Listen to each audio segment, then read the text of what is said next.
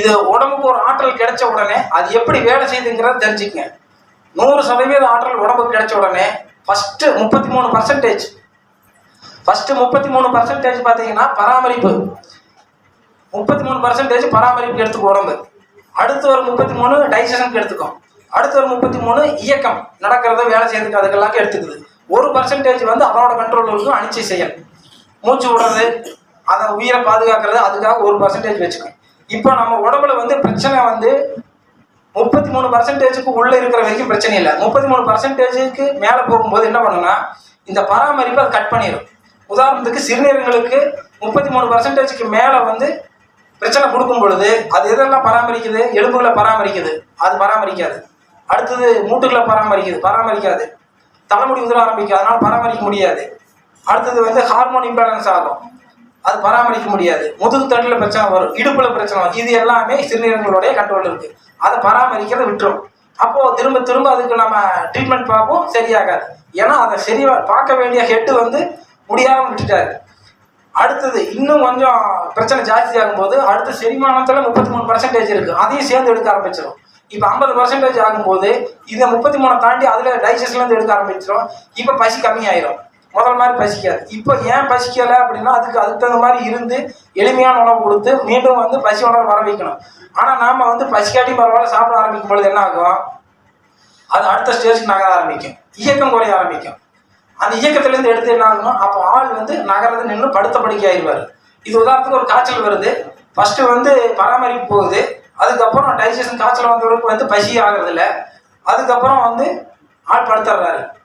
1% தான் வேலை செய்யுது, அது அணிச்சை செயல், கோமா ஸ்டேஜில் இருக்கிறான்னு வச்சுக்கோங்க. இப்போ அவர் வந்து கோமாவில் இருந்தாரு, இப்போ நல்லா இருக்கிறாரா, இப்போ திடீர்னு வந்து மறுபடியும் ரெக்கவர் ஆகுது, சாப்பாடு கொடுக்கல, எதுவுமே கொடுக்கல, வெறும் ஃப்ரூட்ஸ் கொடுத்தாங்க, இப்போ நல்லா இருக்கிறாரு. இப்போ வந்து இயக்கம் ஃபஸ்ட்டு வரும், எப்படி கை கால் அசைப்பார், எந்திரிச்சு உட்காருவார். அடுத்தது செரிமானம் வரும், இப்போ பசிக்கும், டைஜஷன் சாப்பாடு கேட்பார், அதுக்கு அடுத்து பராமரிக்கும். இப்படி ஃபார்வேர்டில் வந்து அடுத்த ரிவர்ஸில் சரியாகும். ஒரு 5 நிமிஷம் எல்லாரும் இப்படி பிடிக்கிறீங்களா?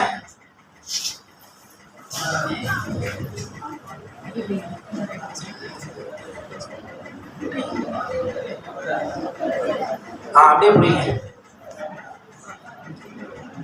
ஒரு 5 நிமிஷம் உங்க டயர்டு தூக்கமெல்லாம் போகிறதுக்காக தான் பிடிச்சிங்கன்னா சரியாயிடும். இதுக்கு பேர் தாமரை முத்திரை. இப்படி பிடிக்கும் பொழுது உங்கள் மைண்டு ஃப்ரீ ஆகி ஸ்ட்ரெஸ் எல்லாம் கம்மி ஆயிடும், தூக்கமெல்லாம் போயிடும். அதுக்கப்புறம் தானாக நீங்களே எடுத்துக்க. எந்த அளவுக்கு உங்களோட கை குறுகி இருக்குதோ அந்த அளவுக்கு உங்கள் மனம் இறுக்கமாக இருக்குதுன்ற அர்த்தம். எந்த அளவுக்கு விரிஞ்சு இருக்குதோ அந்த அளவுக்கு உங்கள் மனம் ஃப்ரீயாக இருக்கிறீங்கன்னு அர்த்தம். குழந்தைகளுக்கெல்லாம் நல்லா விரிச்சிடுவாங்க, ஸ்ட்ரெஸ்ஸாக இருக்கிறவங்க இவ்வளோதான் காட்டுவாங்க, அதுக்கு மேலே முடியாது அவங்களால. கையெல்லாம் பின்னாடி வலிக்கும் கண்டிப்பாக, அது எந்த அளவுக்கு வலிக்குதோ அது உங்களோட ஸ்ட்ரெஸ் அந்த அளவுக்கு இருக்கிறீங்கன்னு அர்த்தம். சூடுங்கிறது வேற, வெப்பம்ங்கிறது வேற. இயல்பாகவே இந்த பிரபஞ்சத்தில் நமக்கு கிடைப்பது வெப்பம், அது சூரியனுடைய ஆற்றல், அது அல்ல. ஒரு இடத்துல கழிவு தேங்கி அந்த இடத்துல ஒரு சூடு ப்ரொடியூஸ் ஆகும், அதுதான் சூடு. சூடுங்கிறது வேற, வெப்பம்ங்கிறது வேற, ரெண்டையும் தனித்தனியாக புரிஞ்சுக்கணும். நீங்கள் இந்த சூட்டை குறைக்கிறதுக்கு முன்னோர்கள் எப்படி நோய் இல்லாமல் வாழ்ந்தாங்க, இந்த 2 பேசிக் நீங்கள் புரிஞ்சுக்கணும். கடைசியாக சொல்கிறேன், இந்த 2 பேசிக்கில் தான் ஆரோக்கியமான வாழ்க்கை இருக்குது. எப்படி சுற்றினாலும் இத்தனை நோய்களுக்கும் பேசிக் பார்த்தீங்கன்னா, இப்போ ஒரு பைல்ஸா சூடு, இந்த கிட்னியில் கல்லா சூடு, எல்லாமே சூடுக்குனால வருது, தலைமுடி வருதா சூடு, எல்லாமே வருது.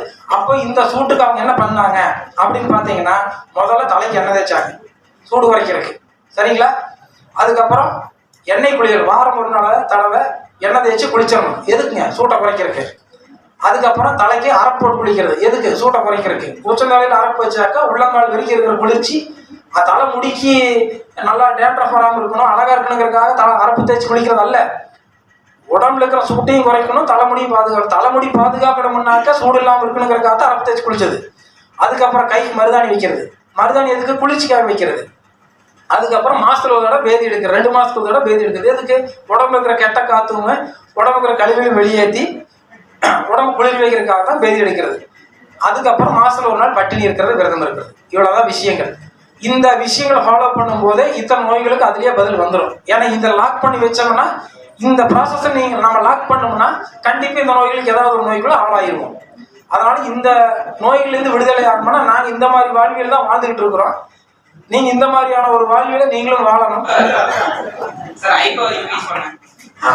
அதுக்கு சூடுதான் காரணம்.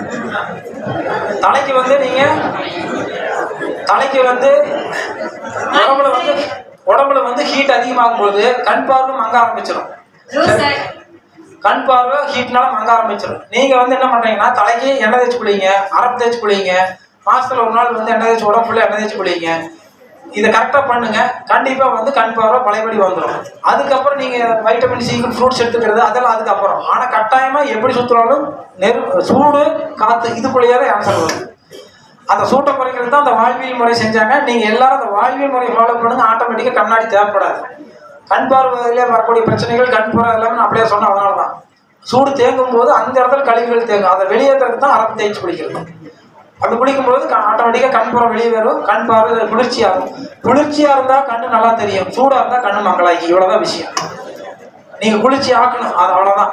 அதை குளிர்ச்சி ஆக்கிறதுனால இதை செஞ்சுட்டு இருந்தீங்கன்னா ஆட்டோமேட்டிக்காக சரியாது. கழிவுகள் தேங்க தேங்க ஆட்டோமேட்டிக்காக சூடாகிட்டே இருக்கும். அந்த கழிவுகள் நீங்கள் எடுத்துக்கிட்டு குளிர்ச்சி பண்ணிக்கிட்டே இருக்கணும். அதுதான் இந்த வாழ்வியல் முறை. மருதாணி வைக்கிறது, மருதாணி தான் வைக்கணும், நெயில் பாலிஷ் போடக்கூடாது. மருதாணி வைக்கிறது குளிர்ச்சிக்காக வைக்கிறது, அழகுக்காக இல்லை. அப்போ அவங்க முன்னோர்கள் செஞ்ச விஷயம் எல்லாமே உடம்பு குளிர்ச்சி பண்ணணும், கழிவு வெளியேற்றணுங்கிற விஷயங்கள் தான். அடுத்தது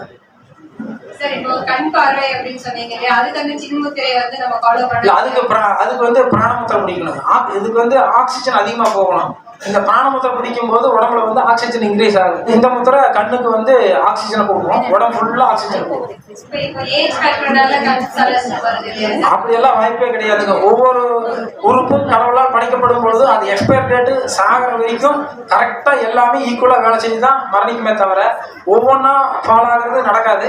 அப்படியே நடந்தாலும் அது மரணத்துக்கு முன்னாடி மட்டும்தான் நிகழுமே தவிர அது வரைக்கும் வந்து எந்த உறுப்புமே நம்ம கரெக்டாக பராமரிப்பு, அந்த செரிமானம், இந்த இயக்கம் அந்த கரெக்டாக 33% கரெக்டாக மெயின்டைன் பண்ணிட்டு இருந்தோம்னா பாட்டி தாத்தா முன்னோர்கள் எப்படி வந்து சாகர வரைக்கும் பல் போகாம கண்ணாடி போடாமல் வாழ்ந்தாங்களோ அந்த வாழ்வில நம்மளாலே வாழ முடியும். அதுக்கு அவங்க பயன்படுத்தின இந்த மெத்தடு, அந்த எண்ணெய் தேய்ச்சி குளிக்கிறது. இன்னைக்கு இருக்கிற பசங்கள்லாம் கட்டாயம் எண்ணெய் தேய்க்கிறது இல்லை. அவங்க வீட்டில் எல்லாருமே சத்தம் போடுவாங்க, என் பையன் எண்ணெய் தேய்க்கிறது இல்லைன்னு சொல்லி திட்டுவாங்க. அந்த எண்ணெய் தேய்ச்சி குளிக்கிறது, மருதாணி வைக்கிறது, இந்த அரப்பு தேய்ச்சி குளிக்கிறது இதெல்லாமே வந்து நிச்சயமா பலனை கொடுக்கும் கண்டிப்பா. இது அதில் இருக்கக்கூடிய மிகப்பெரிய சீக்கிரட்டு. இதுக்கு எந்த மருத்துவம் நீங்க தேவையில்லை, செஞ்சு பாருங்க, கட்டாயம் உடம்புல இருக்கக்கூடிய பிரச்சனைகள் கண்டிப்பா சரியாகும்.